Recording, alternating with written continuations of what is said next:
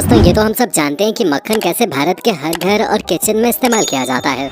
Indian kitchens में dairy products का इस्तेमाल शायद सबसे ज्यादा होता है। इसका कारण है यहाँ का इतिहास।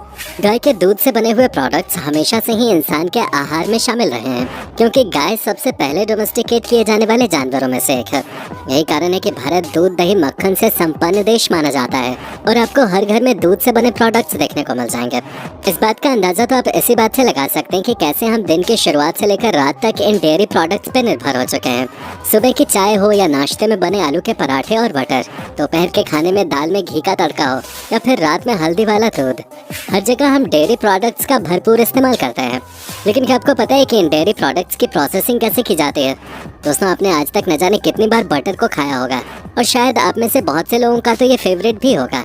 पर एक झटके में खाते हुए क्या आपने कभी ये जानने की कोशिश की है कि जिस बटर को आप सेकंड्स में खा लेते हैं, आखिर उसे फैक्ट्री में कैसे बनाया जाता है? शायद ही आपने जानने की कोशिश की होगी। तो दोस्तों, आज की ये वीडियो खास आपके लिए है, क्योंकि आज के इस वीडियो में हम अमूल बटर फैक्ट्री में कैसे बनता है ये आपको डिटेल में बताने वाले हैं। इसलिए दोस्तों, वीडियो को अंत तक जरूर देखिएगा। वैसे तो मार्केट में कई कंपनीज का बटर मौजूद होता है, पर हमारे भारत देश में जिस कंपनी का सबसे ज्यादा बोलबाला है वो है अमूल। इसीलिए दोस्तों, हम भी अमूल के बटर की ही मैन्युफैक्चरिंग दिखाने वाले हैं। पर सभी कंपनीज लगभग यही प्रोसेस फॉलो करते हैं। अमूल ऐसी डेयरी कंपनी है जो कई सालों से भारत के हर घर में डेयरी प्रोडक्ट्स पहुंचाते आ रहे हैं। जो भी डेयरी प्रोडक्ट हम इस्तेमाल करते हैं उसके लिए सबसे ज्यादा जरूरी होता है दूध का होना, और दूध हमें मिलता है डेयरी फार्म से।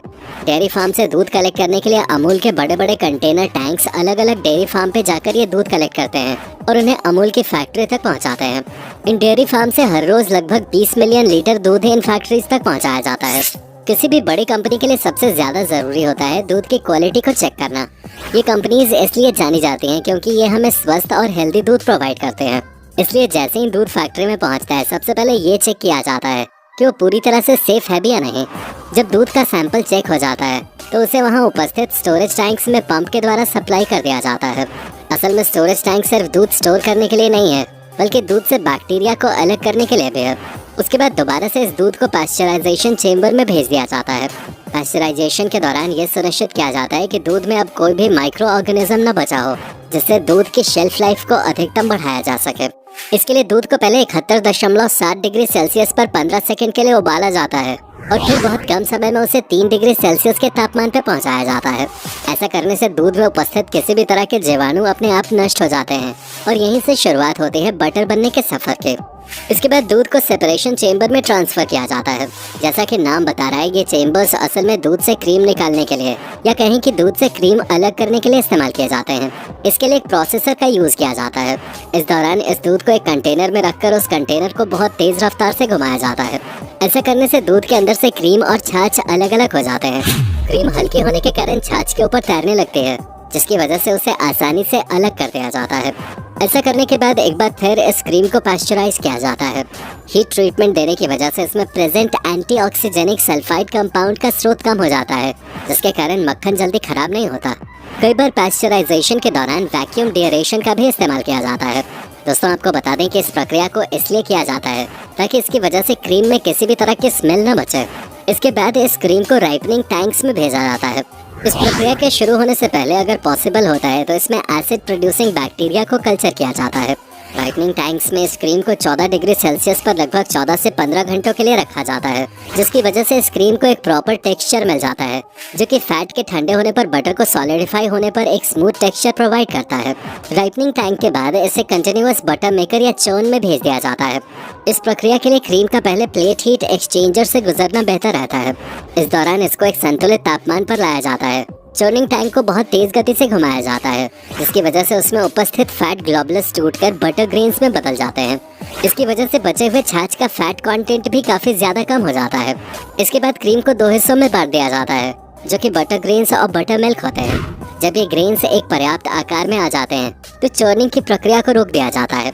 अगर मक्खन में नमक का इस्तेमाल करना है तो उसे थोड़ा थोड़ा करके सतह पर छिड़क दिया जाता है, या इसके लिए कई बार एक अलग प्रक्रिया भी की जाती है। नमक को इस बटर में सही तरीके से मिलाने के लिए इसको एक स्पेशल प्रोसेस से होकर गुजरना पड़ता है। इसके बाद बार बार इस मक्खन में वो कई सारी मशीनों के द्वारा अलग अलग तरीकों से गूंथा जाता है, जिससे ये छोटे छोटे पीसेज आपस में चिपक जाते हैं। प्रॉपर तरीके से गूंथने के बाद ये बटर काफी ज्यादा सॉफ्ट हो चुका होता है। जब ये सारी प्रक्रियाएं पूरी हो जाती हैं और बटर पैकेजिंग के लिए रेडी हो जाता है तो बारी आती है इसकी क्वालिटी चेक करने की। ये क्वालिटी चेक असल में कोई भी आम आदमी नहीं कर सकता, क्योंकि इसके लिए स्पेशल एक्सपर्ट्स रखे जाते हैं जिन्हें बटर की क्वालिटी चेक करने का बहुत सालों से अनुभव होता है। ऐसा इसलिए किया जाता है जिससे कंपनी अपने कस्टमर्स को अच्छी क्वालिटी प्रोवाइड कर सके। क्वालिटी चेक करने के लिए पहले तैयार हुए बटर में से सैंपल ले लिया जाता है और फिर उसे हर तरीके से चेक किया जाता है कि उसका टेक्सचर कैसा है और वो कंपनी के स्तर से स्वाद में भी सही है या नहीं। इस पूरी प्रक्रिया के दौरान एक बात का खास ख्याल रखा जाता है कि मशीन पूरी तरीके से साफ है या नहीं। असल में मशीन का साफ होना बहुत ज्यादा जरूरी होता है, क्योंकि अगर बटर में थोड़ा भी दाग पाया गया तो कस्टमर्स इसकी क्वालिटी पर शक करने लगेंगे और ये कंपनीज अपनी इमेज के साथ किसी भी तरह की लापरवाही नहीं कर सकते। इस वजह से इन मशीनरीज की टाइम टू टाइम सफाई कराई जाती है। इसके बाद बारी आती है पैकेजिंग के। पैकेजिंग के लिए जो सबसे पहली मशीन इस्तेमाल होती है उसका यही काम होता है कि वो बटर पेपर को बिछाए। इस मशीन के बाद ये बटर पेपर्स आगे बटर कलेक्ट करने के लिए रेडी हो जाते हैं। आगे एक मशीन बटर के निर्धारित साइज के ब्लॉक्स काटकर उसे इस पेपर पे एक नोजल के जरिए रख देते हैं। इसके बाद इस बटर को हर तरफ से पैक होने के लिए दूसरी मशीन में भेज दिया जाता है। ये मशीन बटर को रैप कर देती है और फिर इन्हें फाइनली बॉक्स में रखकर ट्रांसपोर्टेशन के लिए रेफ्रिजरेटेड व्हीकल्स के द्वारा भेज दिया जाता है। यहाँ से ये बटर हर सुपरमार्केट और दुकान पे पहुँच जाती है जहाँ से आप इसे खरीद सकते हैं। दोस्तों, अगर एक निर्धारित मात्रा में इस्तेमाल किया जाए तो ये बटर हमें कई तरीके से फायदा पहुंचा सकता है। जैसे कैल्शियम की पर्याप्त मात्रा होने के कारण मक्खन का इस्तेमाल करने से हमारी हड्डियां मजबूत रहती हैं और वजन बढ़ने से रोकने में भी ये कई बार हमारी मदद करता है। बटर में कार्बोहाइड्रेट्स कम अमाउंट में पाए जाते हैं, जो कि एक और कारण है कि लोग इसे खाना पसंद करते हैं, क्योंकि इसकी वजह से उनके शरीर का कोई एक्स्ट्रा वेट नहीं बढ़ता। इसमें और भी कई पोषक तत्व मौजूद होते हैं जो कि हमारे लिए लाभदायक साबित हो सकते हैं। यह हमारे शरीर में कैंसर के सेल्स को पनपने से रोकता है और ऐसा इसलिए है क्योंकि इसमें बीटा कैरोटीन नाम का एक पदार्थ पाया जाता है जिसे हमारा शरीर विटामिन ए में बदल देता है। बीटा कैरोटीन के मौजूद होने के कारण लंग और प्रोस्टेट कैंसर जैसी भयानक बीमारियों से बचा जा सकता है। बटर में मौजूद ये बीटा कैरोटीन हमारी आंखों की रोशनी के लिए भी काफी अच्छा माना जाता है। अगर आप इसका सेवन करते हैं तो आप इस बात से निश्चिंत रह सकते हैं कि आपकी आंखों में उम्र के साथ साथ होने वाली दिक्कतें भी जल्दी नहीं होंगी। ये आपकी हड्डियों के लिए भी बहुत लाभदायक होता है। बटर में मौजूद विटामिन ई हमारी त्वचा के लिए एक बहुत जरूरी पोषक तत्व होता है। इसकी वजह से हमारी त्वचा सूर्य से निकलने वाली यूवी रेज के खतरनाक प्रभाव से भी बच सकती है। लेकिन जैसा कि हम सब जानते हैं, अगर किसी भी चीज को मात्रा से ज्यादा इस्तेमाल किया जाए तो वो हमारे लिए लाभदायक की जगह हानिकारक भी साबित हो सकते हैं, और ऐसा ही कुछ बटर के साथ भी है। बटर को ज्यादा मात्रा में इस्तेमाल करने की वजह से हमारे शरीर में कैलोरीज और फैट्स बहुत अधिक मात्रा में जम जाते हैं, जो कि हमारे हृदय के लिए बिल्कुल भी अच्छा नहीं होता।